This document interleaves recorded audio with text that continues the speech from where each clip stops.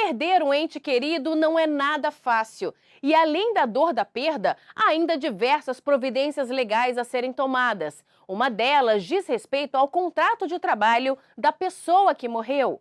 Os familiares devem procurar a empresa para homologar a rescisão do contrato de trabalho do parente falecido. Eventuais verbas trabalhistas são repassadas aos dependentes, seja em caso de morte natural ou decorrente de acidente de trabalho. Saiba mais na reportagem especial de hoje.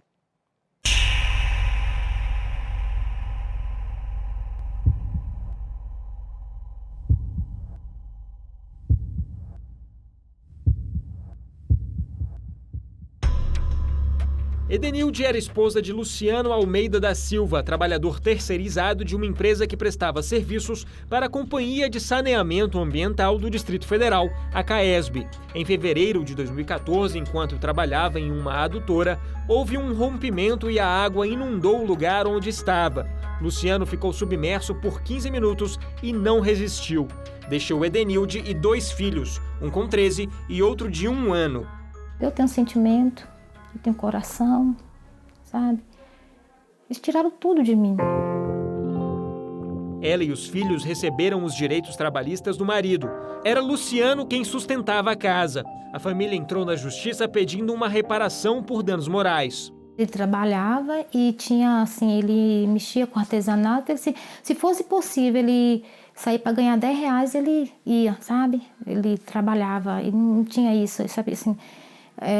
na cabeça dele, ele tinha assim, de dar o bom-estar para os filhos dele, sabe? Para a família.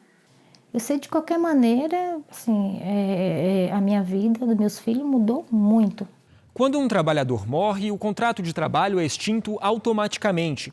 Para fins de pagamento de verbas trabalhistas, a morte equivale a um pedido de demissão, ou seja, não decorrente de acidente de trabalho. Dessa forma, filhos, marido, esposa ou outra pessoa que esteja registrada como dependente na Previdência Social é que vão receber as verbas rescisórias previstas em lei. Os familiares devem procurar a empresa que homologa a rescisão no nome dos dependentes. A assistência na rescisão contratual deve ser prestada aos beneficiários habilitados perante o órgão previdenciário, reconhecidos judicialmente ou previstos em escritura pública. Caso o empregado falecido conte com mais de 1 ano de trabalho na empresa, o pagamento das verbas rescisórias deve ser devidamente homologado pela Superintendência Regional do Trabalho ou pelo sindicato representativo da categoria profissional.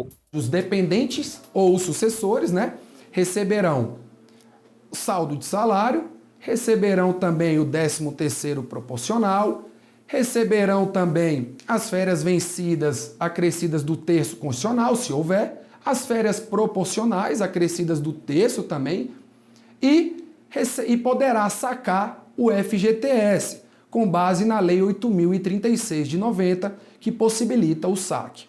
Ele não recebe aviso prévio, até porque não foi o empregador que deu causa, salvo se for em razão de algum acidente de trabalho, e também ele não recebe a multa fundiária, a multa de 40% em relação aos depósitos do FGTS. Caso a morte ocorra antes de o empregado ter completado 1 ano de serviço, os dependentes não receberão as férias proporcionais e nem o terço constitucional, apenas o saldo de salário, o 13º proporcional e terão direito ao saque do FGTS. Já quando a morte é causada por um acidente de trabalho, a família pode pleitear ainda uma reparação, como danos morais e materiais. Nesses casos, o entendimento na justiça tem variado em relação ao pagamento de algumas verbas trabalhistas. O que acontece? Há uma corrente, que vale a gente ressaltar, que diz que se houver a morte do empregado em razão de acidente do trabalho, por exemplo, haveria a obrigatoriedade de que a empresa pagasse tanto as verbas como também aviso prévio e multa de 40%. Mas vale ressaltar que é uma corrente que entende assim, não é o entendimento majoritário. Fora isso, caberia ainda uma possibilidade de que os dependentes ou qualquer ente querido do empregado pudesse pleitear a indenização por danos morais. São os chamados danos morais reflexos. Edenilde ainda não recebeu a indenização pela morte do marido. O Tribunal Regional do Trabalho da 10ª Região, que abrange Distrito Federal e Tocantins, determinou o pagamento de R$300 mil em danos morais e uma pensão vitalícia, mas a empresa terceirizada recorreu. Eu não quero nada de ninguém, só quero os direitos dos meus filhos. Sabe, eu não quero julgar ninguém, não tô aqui para julgar, nem falar quem está certo, quem está errado, que todo mundo já sabe o que é certo. Então, de qualquer maneira, eu peço assim que você tenha um pouco mais de misericórdia, sabe? Se o trabalhador morrer naturalmente durante o expediente ou vir a falecer fora do emprego, a família também tem direito a receber as verbas trabalhistas. Funciona como uma rescisão de contrato normal. O pai de Marcos, que era vigilante, teve um infarto durante a noite enquanto dormia. Ele foi encontrado morto na manhã seguinte. A empresa em que o vigilante trabalhava cumpriu o que diz a lei trabalhista e ainda deixou tudo registrado na justiça. No dia marcado, fomos lá, recebemos o dinheiro. Eles também liberaram uma apólice de seguro que os vigilantes têm direito aqui, um valor até significativo. Já recebemos toda essa quantia e, tirando a burocracia, foi tudo muito tranquilo, a empresa foi muito tranquila. Nos casos em que há mais de um dependente, eles recebem esses direitos em partes iguais. E caso um deles seja menor de idade, a verba correspondente fica guardada em uma poupança até que complete 18 anos. Ele não vai poder levantar aquela quantia de imediato.